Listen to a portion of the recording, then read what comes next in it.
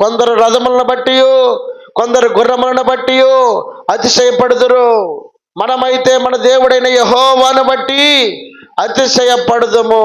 మన అతిశయము మన గర్వానికి కారణం, మన సంతోషానికి కారణం, మన గొప్పతనానికి కారణం మన దేవుడై ఉండాలి, మనం నమ్మిన దేవుడై ఉండాలి. కొందరున్నారట రథములను బట్టి అతిశయపడేవారు, గుర్రములను బట్టి అతిశయపడేవారు. గుర్రములు రథములు వేటికి సూచనగా ఉన్నాయనంటే మన యొక్క గొప్పతనానికి సూచన అయి ఉన్నాయి. నువ్వు ఏ విషయంలో గొప్పతనాన్ని కలిగి ఉన్నావు, ఏ విషయంలో నువ్వు ఉన్నతమైనటువంటి స్థితిని కలిగి నువ్వు గర్విస్తూ ఉన్నావు, నువ్వు ఏ ఆధారం చేసుకొని నీ గర్వమై ఉంది, దేనిని బట్టి? అది బలమును బట్టా, అందమును బట్టా, ఆరోగ్యమును బట్టా, బలగమును బట్టా, లేకపోతే ఆస్తిని బట్టా? దేన్ని బట్టి నువ్వు గర్విస్తూ ఉన్నావు?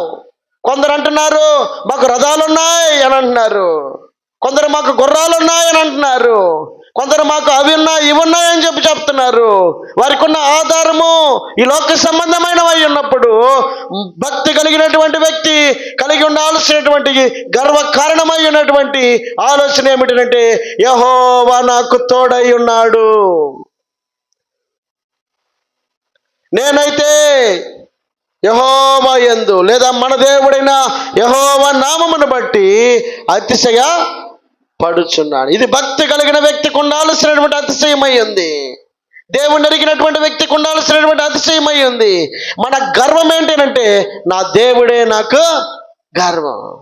ఇదిగో ఆహాబు రాజు అవ్వచ్చు, కానీ ఏలియా యొక్క గర్వం ఏంటి అనంటే, ఏలియా యొక్క సంతోషం ఏంటి అనంటే, ఏలియా యొక్క ధైర్యం ఏంటి అనంటే, ఇదిగో జీవము కలిగిన దేవుడు నాకు తోడుగా ఉన్నాడు, నేను ఎవరి సన్నిధిలో నిలబడి ఉన్నాను, ఆ జీవము కలిగిన దేవుని తోడు అని అంటున్నాడు.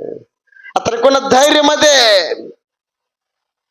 ఏలియా ఆహాబు ఊహించలేదు, మనుషుల యొక్క అండ ఏలియాకు లేదు.